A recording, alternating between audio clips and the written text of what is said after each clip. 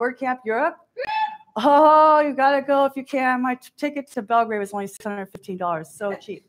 So anyway, well, I mean, for going to Europe, that's cheap. It's cheaper than Paris was. So all of a sudden, we went from 10 people at US 6 months earlier to 30 people at EU. And then they were like, well, maybe we need some more teams. And all of a sudden, I started getting these more people. And I was like, you know what? Now, instead of it just being me, right? I have Jen Miller. I have Dwayne McDaniel. I've made a bar tool. I have Mike Reed from Bold Grid, who's here today. I have Harry Jackson from Bold Grid, who's here today.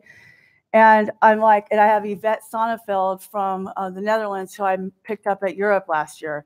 So like, the thing is, it does, even your own volunteer work doesn't all have to be you, you know? And I'm like, I can't run this meeting with all these Trello cards. It makes me crazy. So guess what happens? Dwayne and Harry do it like it's nothing. It's like, oh yeah, and I'm sitting there going, I'm just barely drinking my coffee. I don't have Harry and Dwayne. It's not happening. They're like, we need you. And I'm like, I need you. This is the point I'm making. Even if you're by yourself working alone, even if you're a remote worker, you absolutely have to remember that when you do things for WordPress, you are a volunteer. And when it's not fun anymore, don't do it. You know, I used to be on a band, in a band at church, and the leader will always say, when in doubt, lay out. Like, if you don't know what's going on, like you're lost in the music, just don't play. It's okay. You don't have to. It's fine. You know, the community is made to ebb and flow. So before it was just Sarah Rosso, and then it was just me. And now we have a team, and I could die on a plane, and it's fine. The marketing team's going to be fine. They have Trello. You know what I'm saying? Like, we are all driven people. That's why we're here. That's why we have our own businesses. That's why you build websites and infrastructure. And that's why you have clients. And that's why you're successful. And that's why you're here, because you're a driven person. And we tend to apply those same kind of principles to everything that we do, even in our volunteer work. It's just volunteer work. And you know what's so great is my marketing team has this pact with each other that the next time I say I'm sorry in Slack, they're going to go, because I'm always like, I'm sorry, I didn't post the notes yet. They're like, it doesn't matter. Like, it's going to be posted. It'll be posted sometime today, I promise. But like, they don't care. It happened Wednesday. They're like, it doesn't matter, Bridget. It's fine. It's just volunteer work. Like, the world isn't going to end. It's not nuclear launch codes. It's just meeting minutes. You know what I mean? But we tend to go like, oh, I have to do this. I have to do this. And you're feeling stressed out. And you're feeling stressed out. And you forgot the joy of why you're giving back. So I want to talk a little bit about perfectionism. And I don't write code and I don't write markup. But I did spend a significant part of my career in accounting. And I can't even tell you how many times I spent and how many hours I've wasted looking for a penny. Because accounting demands perfection. And if it's not perfect, it won't work, right? It's kind of like a website. Like, there's certain things that's going to get you a white screen of death, right?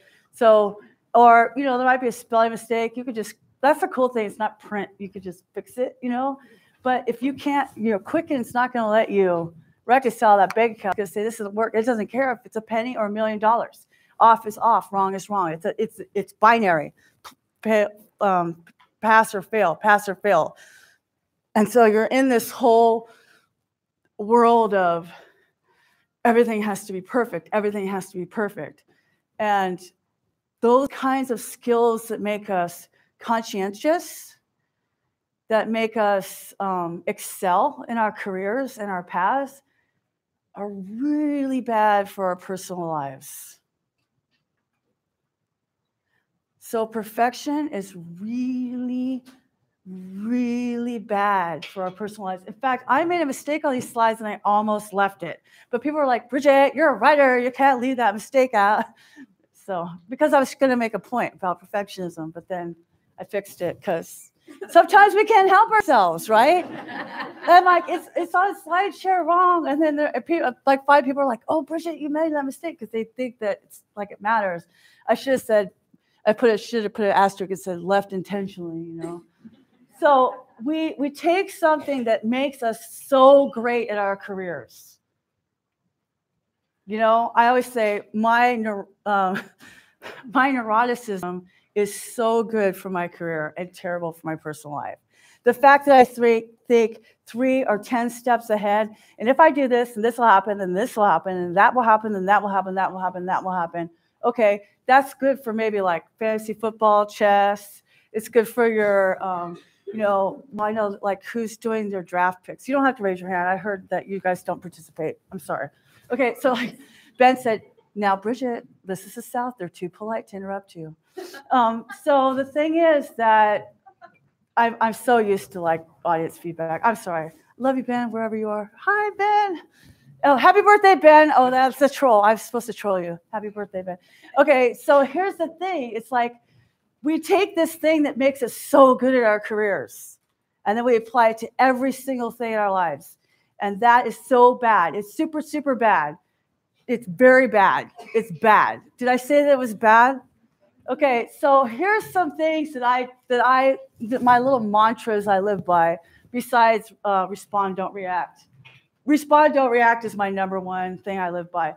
Progress is better than perfection.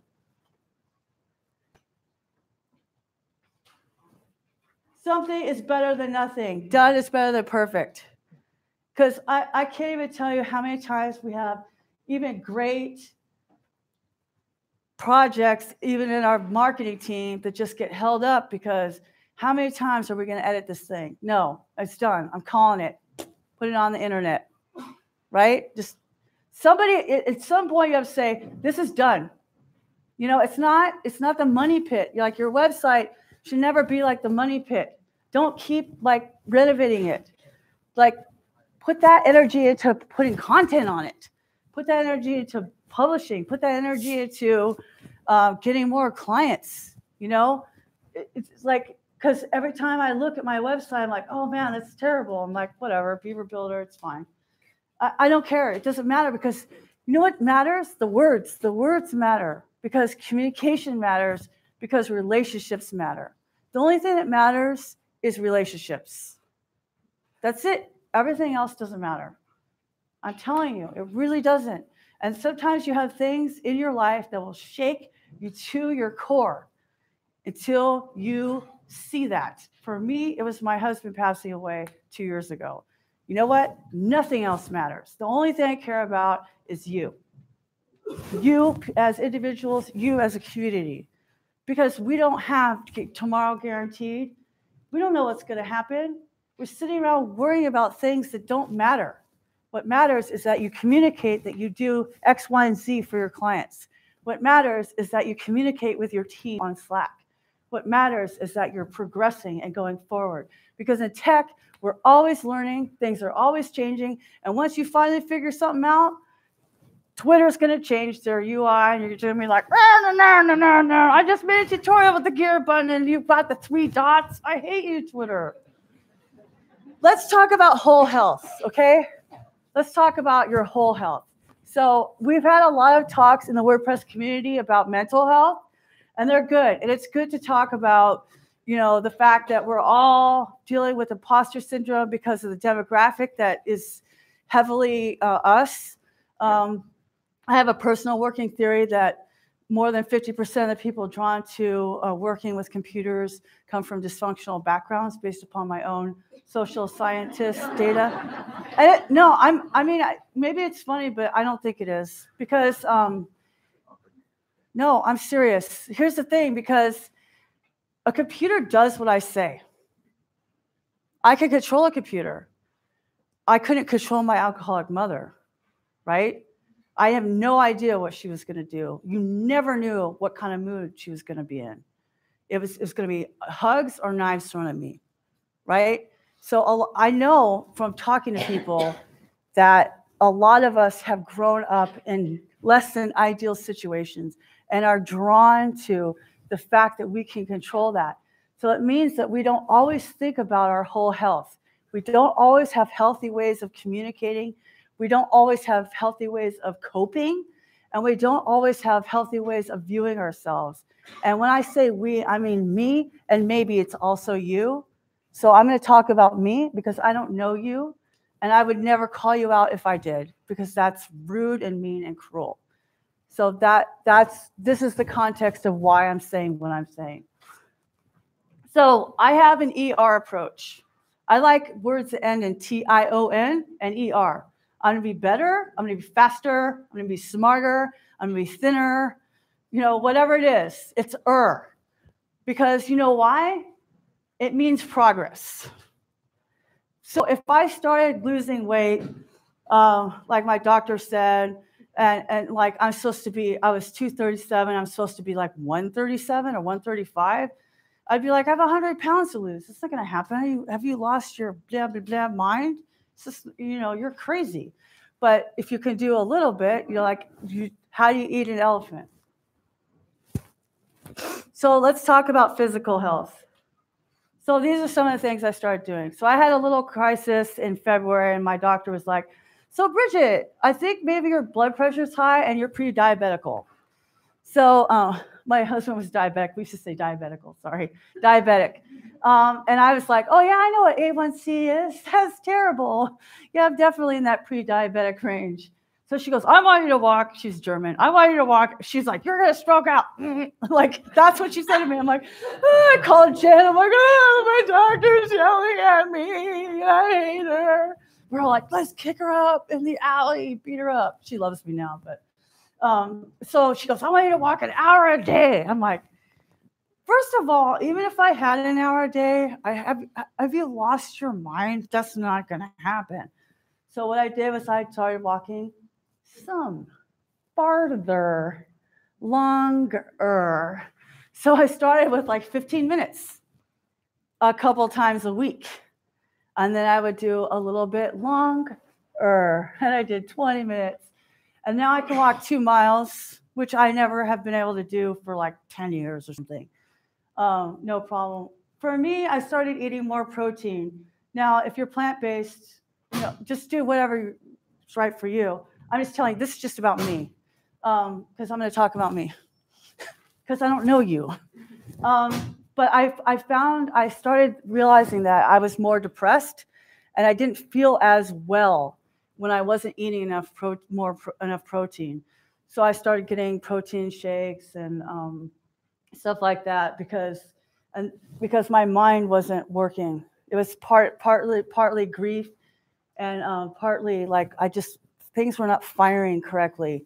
And so I said, okay, let's do an experiment. What if I start doing this? A/B test your life.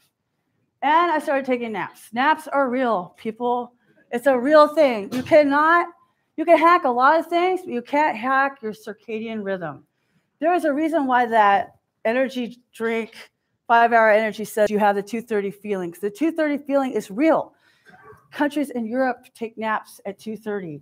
So I started doing this at lunchtime back when I was an office manager, and then continued it when I was a remote worker. So I had a special ring for my direct supervisor. Everybody else, I don't care. So what I did was I put on my timer on my phone for 15 minutes, take my glasses off, and lay down. Now my dog's like totally bugging me if I don't do this because he's all trained. And I say, okay, 15 minutes. The world will not end in 15 minutes if they don't have contacting me. Even if somebody dies, there's nothing I could do about it in 15 minutes. Like, they could still wait for 15 minutes. Like, they're not even going to call it for 15. You know what I'm saying? Like, 15 minutes is not that big of a deal. I'm serious. Like, I literally did, when I went to the hospital with my husband and he did die, it took 6 hours. Like, 15 minutes is fine for a nap. And I'm not making a joke, but I am making a joke. But also, my husband was very unorthodox. He would have appreciated that. So he's the one that taught me how to do this, because he said, Bridget, the World War II fighter pilots, they would just stay inside of their cockpit. They would land back on the carrier, and they had to just wait. They couldn't get out. They would just get refueled, kind of like NASCAR, like, you know. But so they just sat in their cockpit and they relaxed their toes and they relaxed their legs and just totally relaxed themselves. It's not even really about sleeping as much as it's saying, okay, body, you get to rest. Because our physical health matters. And if you had a Venn diagram of everything, these would all intertwine and connect. So take a nap. If you were a smoker, you'd have a smoke break. Emotional health. So, well, I'm serious. Like the smokers get smoke breaks, and it's like 15 minutes. So whatever. If you're your own boss, ask yourself if you're allowed to do that. Emotional health also matters. So people think that I'm a super open person that's public. I am now, but I didn't start out that way. I started trusting my close friends with things that were going on with me, and I started using Facebook kind of as a PR mechanism, because so many people were asking me how I was after my husband passed away that it was just getting annoying. It sounds bad, doesn't it, Jen? I didn't mean it that way. It's just like, how can I make this more efficient? This is where I am. Blah, blah, blah, blah, blah, blah, blah. Now you know. And so I just started telling Facebook what was going on in my life. People were like, you're so brave, you're so whatever. I'm like, well, I don't take a selfie when I'm crying in the corner. You know what I mean? Like, that's real life. But I had my close friends, including Jen Miller, who called me every day, multiple times a day for the whole first year that I was grieving. And that is when I learned to feel. It's okay to feel sad. It really is. And it's okay to cry. I saw this thing right after my husband passed. It was the Olympics.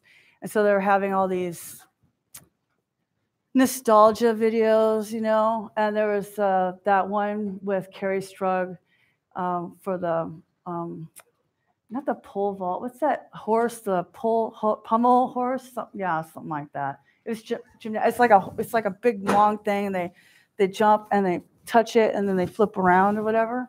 Pommel horse.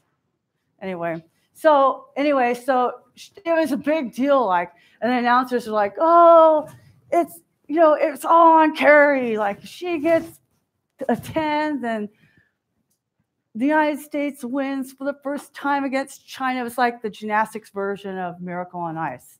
And so she got up there and she's all into it and she runs and flips over and then boom, her ankle, something went bad with her ankle, broke it or whatever. She fell down. She was like, oh my gosh, she could not even deal. And so she got back up there and her mom was like, oh, and her coach is like, you can do this, And I just think that it's just so funny to me because I'm watching it and I'm going, wow, this is really interesting. So the parents are feeling like, oh no, my daughter's hurt. And the coach is like, that's nothing. Just keep going. We can do this. You can do this. I believe in you, whatever. And when I was watching this video, and being introspective like I am, I was kind of thinking how does this apply to me? Because I'm totally not an athletic person at all. Walking is my sport. And so I was telling this story to my friend Chris Ford from Reactive Studios, and she was like, Bridget, you have to tell people the story. That's why I'm telling you this story. Because a lot of times we feel like we're a failure because we feel pain. But pain is part of the human condition. And athletes are praised for feeling pain and enduring anyway. But in mental health, there's something wrong with us if we feel pain. And that's total blip, blip, blip, blip, blip, blip. I beat myself. So in this video, you can look it up on YouTube, or I wrote an article called I Am an Emotional Athlete on medium.com. And she gets up there and she's doing her thing. She's shaking it out. She's going like this. And her coach is like, you can do it. And she just sits there and then she goes like this. And she arches her back And she goes like this, and then on her face, you see it on her expression, like she's determined. There's resolve, there's grit, there's everything that makes America amazing. Like, it's all right there, like, that's us. Like, we just get up. We love an underdog, right? And she gets up there, and she runs as fast as she can, flips over, lands, does her thing, boom, boom, and then collapses and starts crying, has to be carried off. And I'm like, that right there. When I told Facebook, I go, this is how I feel. Watch this video. That's me. That's how I feel. I am in pain. I'm in pain. I'm shaking it all out. But I'm getting up and I'm going to work. And then when work is over, I collapse. Emotionally collapse. It's okay. And I spent so many times just crying and crying and crying. And feeling like, what is wrong with me that I'm still crying and crying and crying? But crying is part of how we heal. The tears actually contain cortisol, the protein that has stress. It was a stress hormone. I mean, there is a different composition in those kinds of tears, and our bodies know how to deal with stress. We have to allow ourselves and give ourselves permission to feel the pain, to let it pass. And then I get up, I put my peppermint soap in my washcloth, I make it super hot, and I put it on, and I breathe it in, and I just wash my face. I go, okay, Willard, you're okay. And then I keep going. Well, pretty soon, that wasn't enough. I was having so much anxiety, and I've counseled people for years. And I know everything to tell you to conquer depression. It wasn't working. And I told my doctor, the one who said I was going to stroke out, she said, I told her I have addiction issues in my family, and I don't want to take anything that's habit forming. So she gave me Lexapro, and I remember very distinctly March 8th of last year, waking up with ideas in my brain, flooding. And I'm like, oh, we could do this, and this, and this, and this, and I could do this, and I could do this. And I was like, whoa. And that was a breakthrough for me, because I didn't even know I was that depressed. But my own pride kept me from even telling my doctor what I really needed. Now I'm loud and proud. Lexapro, 40 milligrams. Okay, I'm serious, you guys. Financial health. So this all goes together: physical, mental, financial. Because, and this is what I see, this is my biggest part, this is my biggest passion. I want everybody to stop undercharging for your hourly rate, please and thank you. And if you can get away from hourly, that's even better, okay? So here's the thing. I spent a long time in construction accounting, and we do job costing in construction. So job costing means you account something that you do for that exact job, so you can see if that job is profitable or not.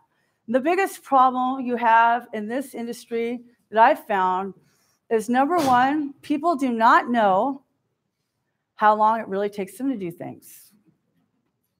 Just because it's easy to make a website doesn't mean it doesn't take time. And your time costs you something. Do you know how much it costs you to breathe oxygen on this planet? Because it costs you something. I know that to be as poor as I am, I have to make $70,000 a year. In California, sorry. Just to be in my little ghetto by myself, without a roommate, which I hope to God I never have to have. It's hard enough living with my husband. But introverts, right? So this is the thing. It's like, do you know how much it costs you? Meaning, do you know what your expenses are? Are you accounting that? If you're a small business, if you're a freelancer, please stop charging $25 an hour. Like, that's not even what I should have been making as a secretary. You guys are building the internet, 30% of the internet. 30% of the internet y'all are building. So we have this presentation that did by Samantha Zangit from Women Who WP, and she did a hypothetical breakdown, and people were like, oh yeah, so what if you charge $100 an hour? Guess what it was when it's all said and done, what you really make? 16. So who wants to work for $16 an hour in here? I'm pretty sure 0 people, unless you're like a, high schooler, and that's better than In-N-Out or something like that. You know what I mean? Oh, do you have In-N-Out here? No, sorry. Sorry, I know it's kind of a sore point. It is what a hamburger's all about. Maybe one day you'll get one.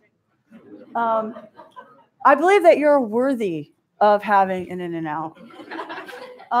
That's the biggest thing. I'm telling you this because of the people I talk to, the anecdotal conversations that I've entered in, and because this was my story. So I'm going to be 45 in June, and it took until I was 42 years old to believe that I was worthy of making more money, that my skills were actually marketable. I had no idea. I thought everybody can tweet. Can't everybody tweet? That's why my name is You Too Could Be a Guru, because it was like tongue-in-cheek. Oh, anybody could do this. You could do this. It's not that hard. Well, so I'm like, oh, so I didn't even think that I was awesome, And then this year, my friend started telling me, last year, she goes, Bridget, say I'm awesome. I'm like, you're awesome, Julie. And she goes, no, say I'm awesome. I'm like, you're awesome, Julie. And it's like, say goodnight, Gracie, right? So she texted me last night. She goes, I'm awesome. I go, I am awesome. I love me. I love me. And it sounds so stupid, but it's like the hero pose or whatever. Your body is connected. It's a big, giant ecosystem. We like to think of everything in compartments. Like even you do unit testing, or you have a staging site and your code works on CodePen. But what if you have a different browser? Now it doesn't work. And then, so this JavaScript works here, but not on this website because there's this other plugin. We like to test in clean rooms. We like to test in all these ecosystems, but that's not life. Life is messy. Life is complicated. It's all connecting all over the place and connecting back. It's backwards. So I really want you to believe that you're worth charging more, and then do it. And my friends and I keep each other accountable. They'll say, my client wants X, Y, and Z, and then should I give it to them? I go, if you want to, but make a $0 invoice and say, this is what it costs to do this. For you, it's going to be free this time. Market it however you want, but you have to get in your brain. That was the best tip we got from Samantha Zangit. Guess what? I did it. I had a client who wasn't writing anything for his blog. Guess how hard it is to tweet for people who don't write? If you don't write stuff on your blog, it's pretty hard to tweet stuff from your blog. And I hope that all of your websites have blogs, because blog isn't a 4-letter word, but that's another talk. So, and then be open to other business ideas. So like for me, when I started my business in October, of course I want to do Twitter. I'd love to just do 7 Twitter accounts, and that's it. And just jam, And so, but when you read on Twitter what people are saying, sometimes you find other ideas, or you're talking to friends or whatever. And so I was like, man, I'm going to Raleigh. I kind of need a little extra money for my dog sitter. And people were like, I hate writing my speaker bio. That's terrible. I hate writing about myself. Oh, speaker bio. And so I said, I just did it as a fluke. I'll go, hey, I'll write your bio for $25, fast PayPal cash. I think I've written like 12 or 14 so far. And then people are like, wait, I'm a second language learner. Can you like redo this website? Oh, yeah, I can do that. Well, wait, can you do this email marketing for me? Because you're writing bios. Well, yeah, I could do that. Like, that's not what I really want to do. Like, that's not my jam. Like, I refer all blogging to Jen Miller at needsomeonetoblog.com. Like, I don't want to blog for you, But like writing bios is fast. It's fast, fast, fast. I know I was pumping them out. And I was having fun. I was having so much fun. I'm like, Jen, I'm writing bios. This is like so fast. Boom, boom, boom. It was so fun for me. But see, you have to be open to different things. No, I don't write. I only do this. So if I'm all closed about it, then I'm not going to be able to, be open to new ideas. It's just like, I only do Twitter. That's it. It's good to have a niche. Like I specialize in business to business. I don't do retail.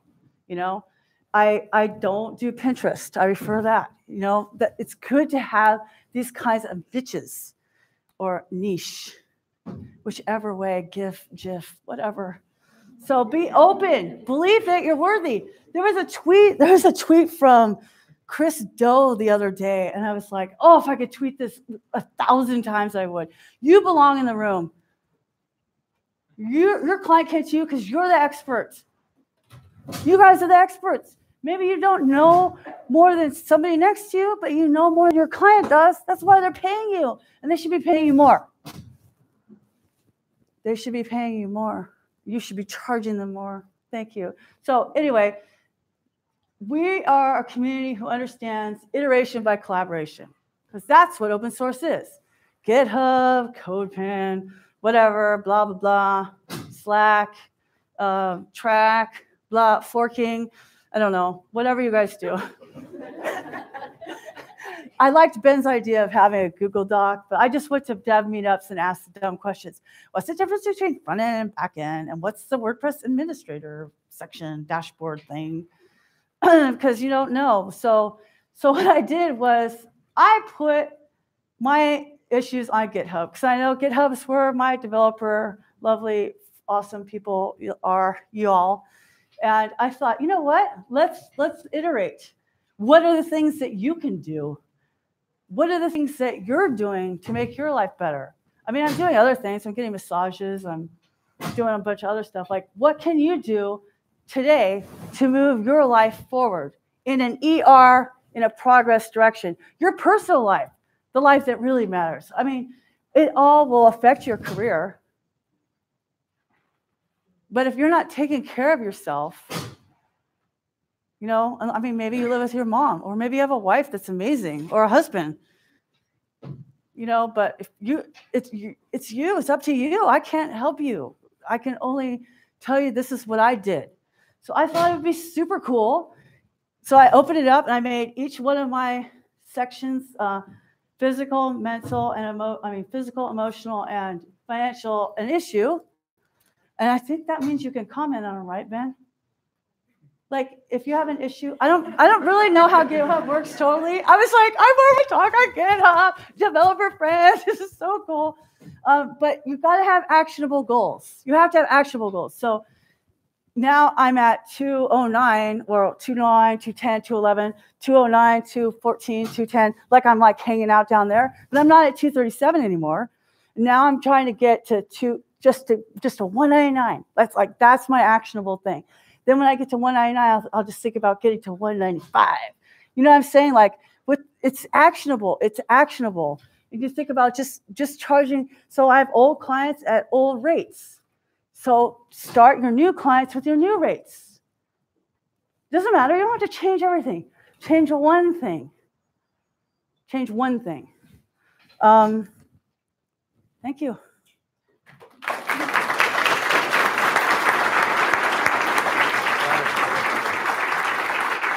Drum beat we have going.